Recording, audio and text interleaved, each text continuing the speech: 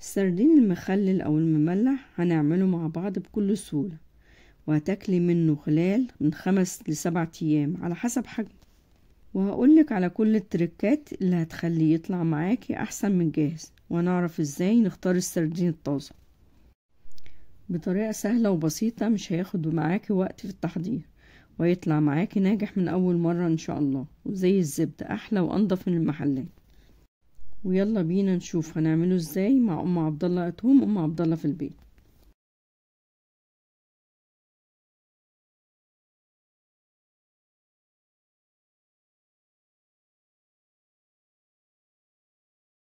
السلام عليكم ورحمة الله وبركاته. واول حاجة لازم نعرفها ان افضل نوع في السردين اللي هنخلله او هنملحه هو السردين السويسي او السردين البلدي الطازة. طب وبنعرف ازاي انه طازة؟ بتبقى عينيه لمعة وحمرة وخارجة لبره، والخياشيم بتاعته من جوه حمرة.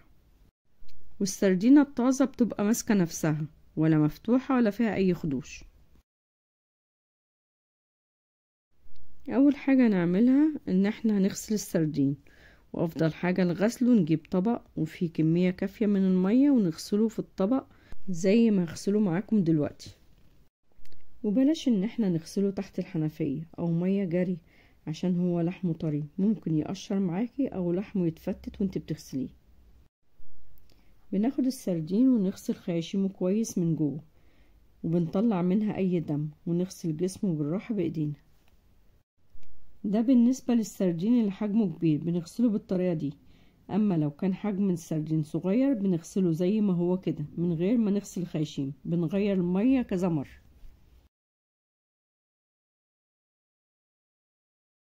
بعد ما نغسل السردين كويس بنغير ميته تاني عشان نتأكد انه اتغسل كويس لحد ما نلاقي ان المية بقت نظيفة.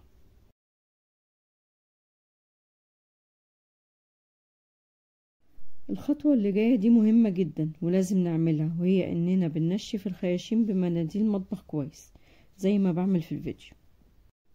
بننشف جسمه كمان بالمناديل عشان مش يبقى فيه اي مية، لان المية هي من عوامل فساد السردين.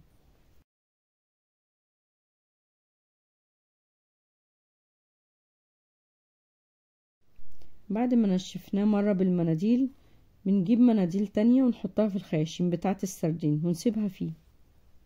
نجيب اي مصفى متاحة عندك ونحط فيها السردين على راسه بالمناديل زي ما هو كده. بنسيبه زي ما انتوا شايفين في المصفى لمدة 6 ساعات على الاقل لحد ما ينشف خالص. ممكن نسيبه في التلاجة او نغطيه بشاشة خفيفة خالص عشان بس نضمن ان مش يجي عليه اي دبان او اي هاموش، لان ده هو اللي هيفسد لك السردين.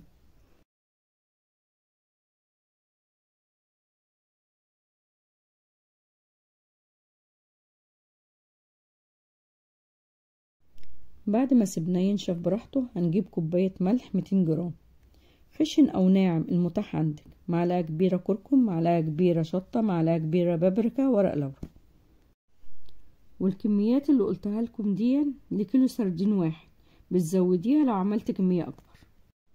واحنا بنستخدم الكركم لحفظ السردين لانه بيعمل كمادة حافظة ليه، والشطة لحفظ السردين، البابريكا عشان تدي لون حلو للسردين المخلل. الملح مادة حافظة للسردين، وانا قلت لكم ليه بنفضل الملح الخشن عن الملح الناعم في فيديو الفسيخ، وتقدروا ترجعوا وتشوفوه. ورق اللورا عشان يشيل اي زفارة للسردين. نحط الملح والكركم والشطة والبابريكا ونخلطهم مع بعض.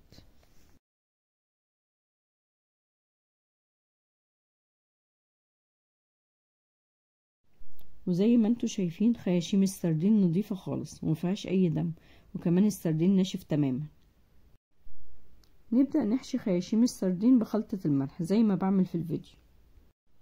بالنسبة للسردين الصغير احنا مش بنعمل حاجة للخياشيم. وقت التمليح نعمل طبقات من خلطة الملح، يعني نحط طبقة من الملح تحت السردين، بعدين نرص طبقة من السردين وعليها طبقة ملح، ونفضل نكرر كده لحد ما نخلص الكمية.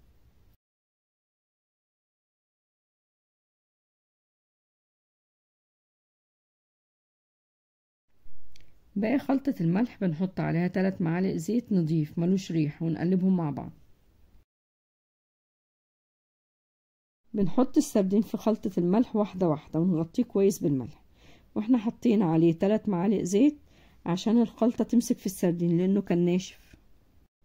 بالنسبة للسردين الصغير ممكن بدل ما نعمل طبقات من الملح والسردين نقلبه في خلطة الملح على طول. بنخلص كل الكمية بنفس الطريقة، وده شكل السردين بعد ما غلفناه كله بالملح. نيجي بقى على اخر حاجة وهي ازاي هنخلل السردين. نجيب كيس ونحط في ارضيته شوية من خلطة الملح ونرص فيه السردين واحدة واحدة زي ما بعمل في الفيديو ونحطهم على بعض. ممكن تحطيه في برطمان نضيف او علبة محكمة الغلق، بس الاسهل الاكياس البلاستيكية متاحة عند الكل.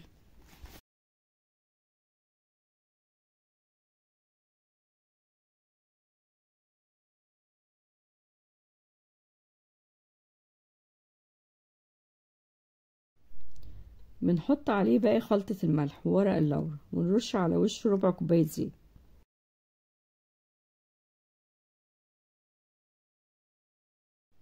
بنخرج الهواء الموجود في الكيس كويس ونربطه.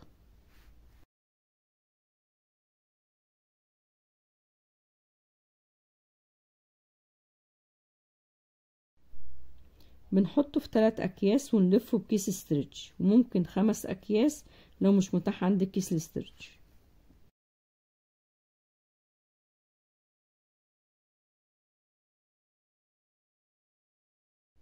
بنحطه في علبة محكمة الغلق في دولاب المطبخ بعيد عن الضوء والحرارة، ونسيبه لمدة من 5 ل7 ايام على حسب حجم السردين.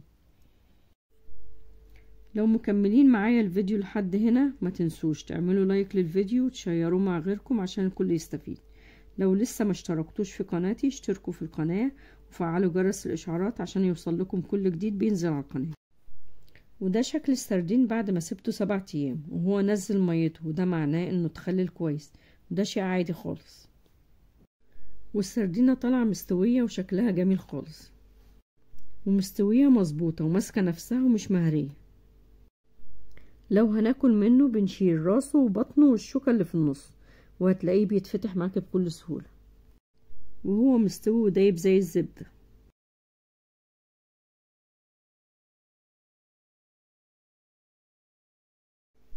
طب احنا بنحفظه ازاي بعد ما يتخلل؟ بنحطه في ميته بكيسه في التلاجة لوقت ما تحتاجيه، او ننضفه ونشيل الراس والبطن والشوكة اللي في النص ونحط عليه شوية زيت ونحطه في علبة محكمة في الفريزر، وبلاش نحط عليه ليمون اثناء الحفظ عشان بيغير من طعمه. وبكده نكون خلصنا وصفة النهاردة، وهي السردين المخلل او السردين المملح البيتي المضمون بطريقة ناجحة. لو جربتيها هتعجبك جدا. هستنى رأيكم في التعليقات. اشوفكم في فيديو جديد ان شاء الله.